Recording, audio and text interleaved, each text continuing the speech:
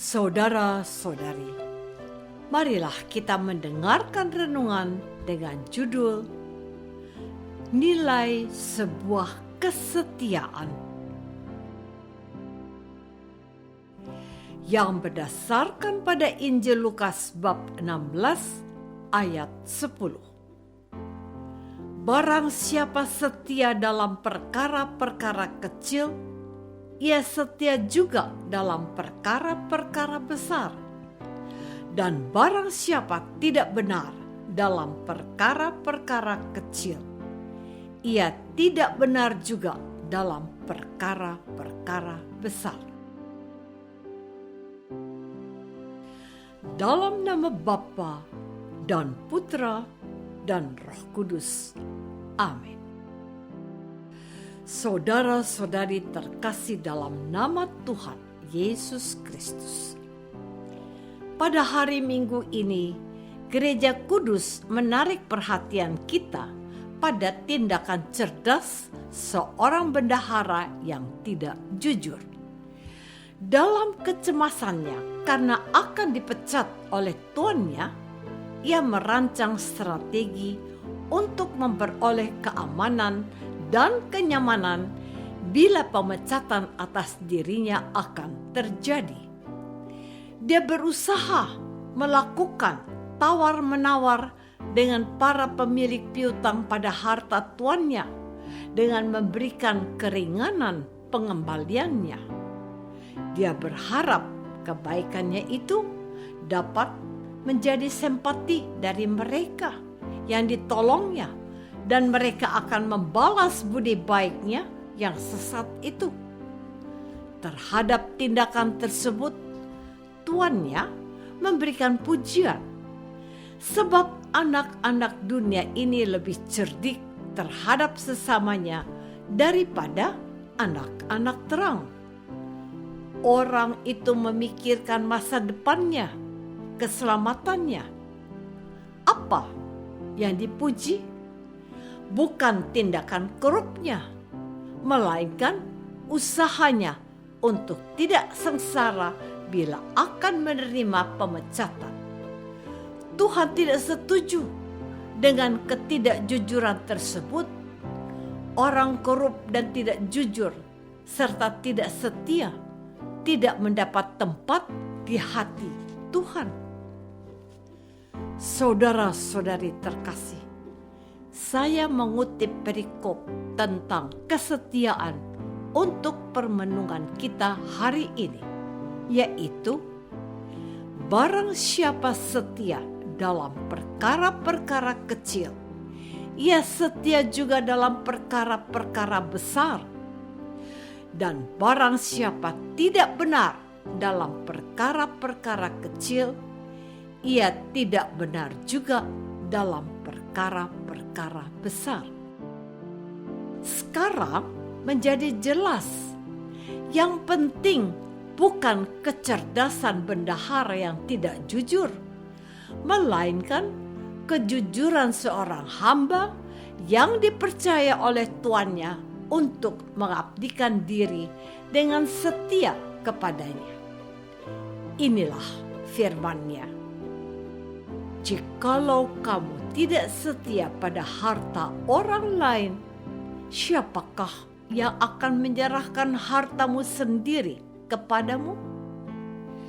Nilai sebuah kesetiaan itu merupakan puncak dari mahkota yang akan diberikan kepada seseorang yang dapat dipercaya dan siap mempertanggungjawabkan kepercayaan yang diberikan. Tuan itu memanggil bendahara yang tidak jujur dan berkata kepadanya, "Apakah yang kudengar tentang engkau? Berilah pertanggungan jawab atas urusanmu, sebab engkau tidak boleh lagi bekerja lagi sebagai bendahara." Satu-satunya alasan pemecatan bendahara itu adalah karena dia tidak jujur. Dia tidak setia pada tugas yang dipercayakan kepadanya oleh tuannya. Kesetiaan adalah tolok ukur bagi sebuah kepercayaan yang diberikan. Saudara-saudari terkasih, suatu hari ketika mengisi sesi retret pasangan suami istri atau pasutri dalam kelompok ME atau Marriage Encounter, saya mengemukakan sebuah pertanyaan kepada mereka yang mengikuti retret tersebut. Pertanyaan itu bunyinya seperti ini: apakah alasan utama sehingga bapak atau ibu memutuskan untuk menikah dengan pasangan bapak sekarang ini? Apakah karena dia orang kaya? Serentak mereka menjawab, tidak. Lalu saya berkata lagi, kalau begitu coba tuliskan alasan bapak dan ibu pada selembar kertas yang sudah dibagikan. Jangan sampai terlihat oleh pasangan Anda. Lalu kumpulkan dalam keranjang yang sudah disediakan. Tidak perlu menulis nama bapak atau ibu. Juga tidak perlu menulis nama pasangan Anda. Tujuannya agar Anda merasa bebas dan dengan menganggukkan kepala tanda paham. Kurang dari 10 menit tugas mereka sudah dikumpulkan. Saya lalu mengambil satu persatu kertas yang sudah dikumpulkan. Inilah beberapa jawaban mereka. Karena pasangan saya itu orangnya sabar. Karena pasangan saya itu penuh perhatian. Karena pasangan saya itu selalu memberikan apa yang saya butuhkan. Jadi saya merasa nyaman. Dan masih banyak variasi jawaban lainnya. Ada satu yang menarik dan itu yang saya bacakan paling terakhir. Karena pasangan saya itu adalah orang yang setia. Saudara-saudari terkasih, saya mau mengatakan kepadamu mengapa pertanyaan tadi saya ajukan untuk pasangan pasutri yang mengikuti retret. Tujuannya untuk menggali komitmen mereka atas janji perkawinan yang telah mereka ucapkan di hadapan Allah dan umatnya melalui petugas gereja, yaitu imam. Dalam janji perkawinan itu jelas diucapkan, saya berjanji akan setia kepadamu dalam untung dan malang. Ya, yang dijanjikan adalah kesetiaan kepada satu orang dalam keadaan apapun. Kalau kesetiaan itu ada, maka tidak akan ada perceraian.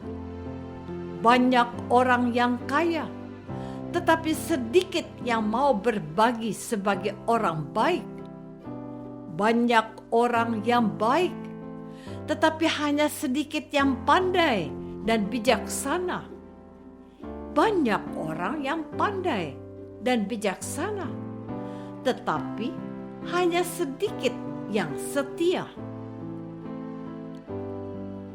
Orang yang setialah yang harus Anda temukan dan harus Anda pertahankan, sebab orang ini layak untuk dipercaya. Tuhan mencari bendahara rahmat-Nya kepada orang yang setia dan dapat dipercayainya. Bagi Tuhan, nilai kesetiaan sangat tinggi nilainya. Kesetiaan itu telah dicontohkan oleh Tuhan Yesus sendiri yang taat kepada kehendak Bapaknya.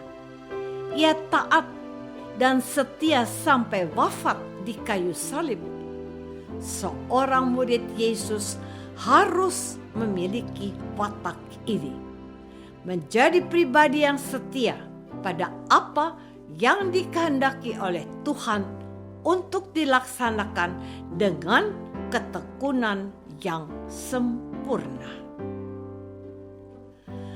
Apakah aku sudah mendengarkan sabda Tuhan dan melaksanakannya dengan setia? Marilah kita berdoa. Bapa yang Maha Baik, berilah kami telinga seorang murid yang mendengarkan kehendak-Mu dan melaksanakannya pula dengan setia. Bantulah kami untuk menjadi orang Kristen yang setia, sebab Dialah Kristus, Tuhan dan pengantara kami. Amin. Semoga kita semua selalu dinaungi dan dibimbing oleh berkat Allah yang Maha Kuasa, Bapa dan Putra dan Roh Kudus. Amin.